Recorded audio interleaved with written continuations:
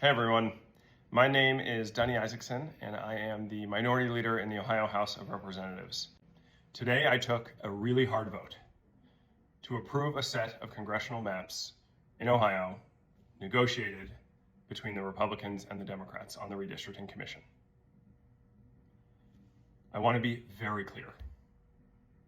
This was the best possible deal that we could get for the people of Cincinnati, Toledo, Akron, and all over Ohio to maintain as many democratically held seats as possible going into 2026. I deeply believe that, but I also believe that you are owed an explanation for a vote during a time when we are seeing Republican extremism all over the country.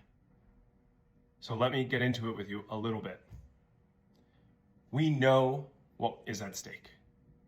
There's 1.4 million people across Ohio who will lose their SNAP benefits this weekend. Healthcare premiums can go up by as much as $20,000 next year for the average Ohio couple. Every seat in the U.S. House of Representatives is going to matter, not just for the people of Ohio, but for the people of the country. That was the attitude we took to this process. And we know what the alternative was. It was what Republicans are doing in every single state they control across the country, which is going for broke, pursuing the most extreme gerrymander they can. We saw what that map looked like. It looked like 13-2 in Ohio instead of 10-5. It meant stealing 3 congressional districts in Cincinnati, Akron, and Toledo from the people of this state.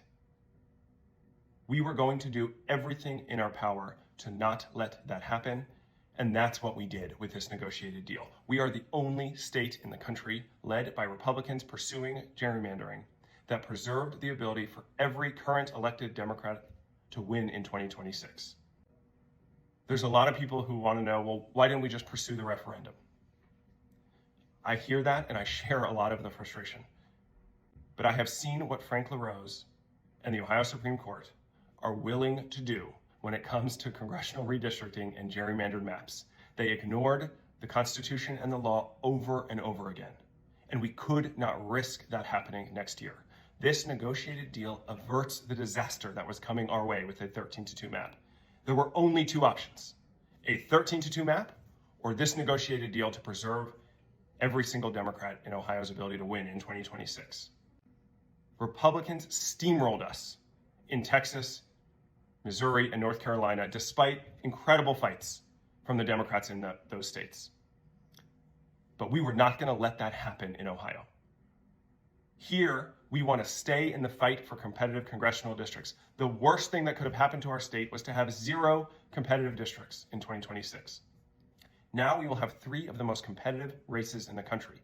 That is what the people of Cincinnati, Toledo, and Akron deserve, and it's what our state needs going into 2026. So this was not an easy vote. This is not the map or the process that Ohioans deserve. Ultimately, we have to go to the ballot box and we have to change this with a constitutional amendment. But this was the best possible deal that we could get for the people of this state. And now it is on all of us to be in this fight together to make sure that we take back the U.S. House, to make sure that Congresswoman Sykes, Congressman Landsman, Congresswoman Capter go back to the U.S. House, because we need them there for Donald Trump's last 2 years in office. So thank you for being in this fight with me. Thank you for being in this fight together.